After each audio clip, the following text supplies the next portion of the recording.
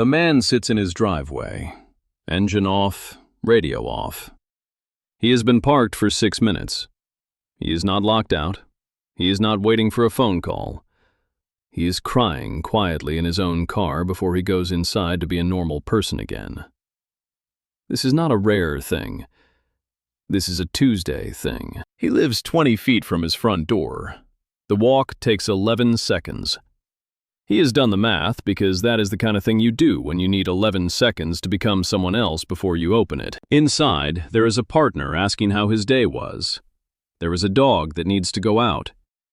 There is a dinner that someone has to make decisions about.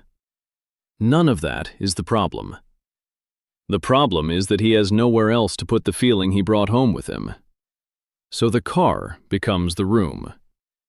The car becomes the one place with a door that locks, and no one behind it. He checks the mirror before he goes in, not to fix his hair, to fix his face.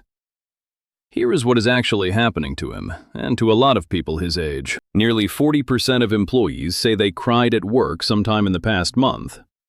Not once in their career. In the past month. That number comes from a national workforce survey published in 2025, and it is not describing a handful of especially fragile people. It is describing a normal Tuesday for a very large percentage of adults with jobs. Job burnout measured the same year hit an all-time high, 66%. 2 out of 3 working adults burnt out at the same time in the same country. He is one of them. He does not think of himself that way. He thinks of himself as someone who is a little tired lately. The data disagrees with him. Back in 2020, 40% of millennials already said they felt stressed or anxious most or all of the time. That was before the part where everything got more expensive and nobody's salary caught up. Recent survey work put stress and anxiety felt most or all of the time at 34% of millennials and 40% of Gen Z, with about a third of them naming the job itself as the main driver. So he cries in the car. Not because of one thing, because of 40 small things that all arrived on the same Tuesday, and none of them are dramatic enough on their own to explain to another human being. Here is the part nobody puts on a motivational poster. 2/3 of adults his age say stress makes it hard for them to focus. About the same numbers say they feel like no one understands how stressed they actually are. Not no one cares, no one understands. Those are different problems. Caring doesn't fix confusion, so he doesn't tell his partner what happened in the car. He walks in and says, "Fine, just tired," which is technically true, and also completely useless as information. Consider the actual sequence of his evening. 6 minutes in the car. Wipe the face, check the mirror. Walk the 11 seconds. Open the door. Greet the dog like nothing happened because the dog would notice if something had. He has gotten good at this. That is the part worth sitting with, not that he cries. That he has built a small, efficient, invisible system for making sure no one ever finds out. Almost 80% of millennials report at least one symptom of burnout, according to a 2025 workplace survey. Exhaustion, losing motivation, feeling nothing about things that used to matter. He has 3 of the symptoms on that list and has never used the word burnout out loud, not even to himself, because the word feels like something you're supposed to earn with a hospital visit. He hasn't had one of those. He's just tired in a way that 6 minutes in a parked car doesn't fully solve, but is somehow the only thing available to him. Meanwhile, everyone else's driveway looks fine from the outside. He knows this because he checked on his phone in the same car 30 seconds before the crying started. A friend's promotion, a former coworker's engagement photos, a stranger's kitchen renovation. None of it is fake exactly, it's just incomplete. Nobody posts the 6 minutes. Nobody posts the mirror check, so the comparison is never fair. And he runs it anyway, every single day.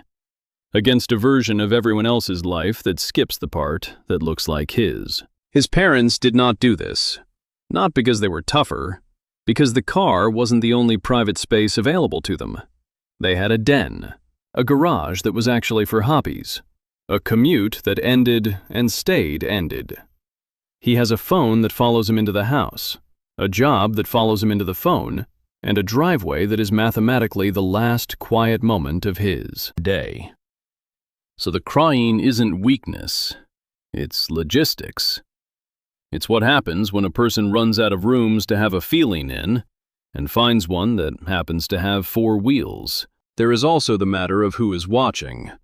At the office, crying gets filed under unprofessional. At home, crying gets filed under what's wrong, talk to me, which sounds supportive and somehow makes it worse, because now he has to produce an explanation on demand in real time for a feeling that took all day to build and has no single cause he can hand over in one sentence. The car has no such demands. The car doesn't ask questions. The car just sits there the whole drive home, giving him exactly as long as the commute takes to fall apart on a schedule nobody else knows about. Some of them time it on purpose. Leave 5 minutes early, not to beat traffic, to have 5 extra minutes of nobody needing anything from them. That's not a commute anymore. That's a coping mechanism with a steering wheel. None of this shows up on a resume or a therapy intake form. There's no box for cries in car otherwise functional. He shows up to work on time. He remembers his partner's birthday. He walks the dog every night without fail.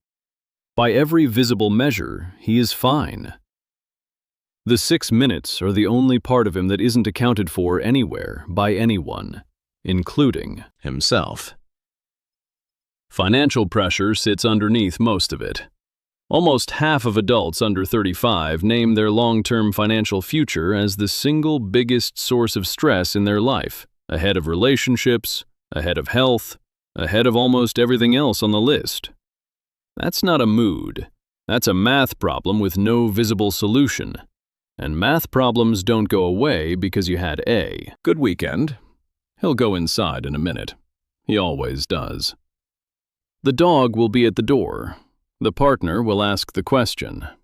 He will give the same answer he gave last Tuesday. And somewhere in a driveway 2 streets over, someone else is doing the exact same 6 minutes at the exact same volume for the exact same reason. And neither of them will ever know the other one exists. That's the whole trick of it. 40% of people crying in their own private moments, each one convinced they're the only one who does this. He checks the mirror one more time, fixes his face, walks the 11 seconds. He'll do it again tomorrow, and the day after that.